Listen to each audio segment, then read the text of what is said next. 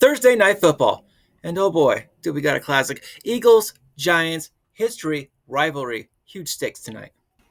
All right, we're going to start with the Eagles, the champs, sitting at 4-1 on top of the NFC East and looking like one of the more balanced teams in football right now. Through 5 games, they averaged 25 points, allowing 21.8 on defense. Not blowout territory, but consistent, steady football. That's a sign of a team that can win ugly, that can win clean, that just wins games. Now let's talk offense, and here's where it gets interesting. The Eagles have thrown for 889 passing yards this season with 7 touchdowns, 0 interceptions. That's right, 0 picks. That's insane. 101.3 passer rating for Hurts, quietly one of the most efficient starts in the league. Hurts doesn't air it out 40 times, but he's efficient, and when he throws, it matters. And they're getting it done in the red zone. 92.3% average for touchdowns? That's insane. Through 5 weeks of football. And before the Broncos game, it was sitting at 100% efficiency. That's hard. How do you deal with that? Speaking of the run game, they've been right around that 100-yard mark per game as a team. And that balance is what keeps the defenses guessing. Barkley has been solid in his revenge tour season, not quite hitting that 100-yard mark, but still workhorse loads. Hurts continues to be one of the best dual-threat quarterbacks in the league. Now, defensively, this isn't the 2022 sack-a-minute Eagles, but they're still solid. They're still getting a lot of sacks.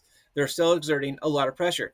They're allowing about 220 passing yards per game, ranking middle of the pack in defense, but they tighten up where it counts. In fact, their red zone defense ranks 3rd in the entire league in touchdown prevention. They don't light up the scoreboard. They do execute.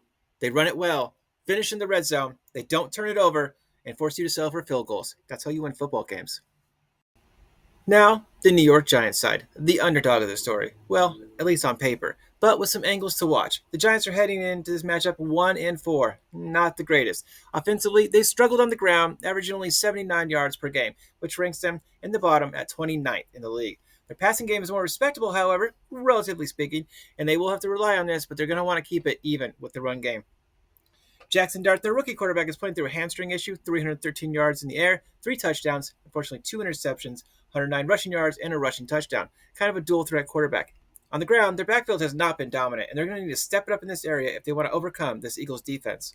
The Giants' run defense is a major concern. They allow 5.3 yards per carry, bottom of the league in this metric. That's really bad going up against Saquon Barkley. They also rank near the bottom in rushing yards allowed per game, 153 yards total.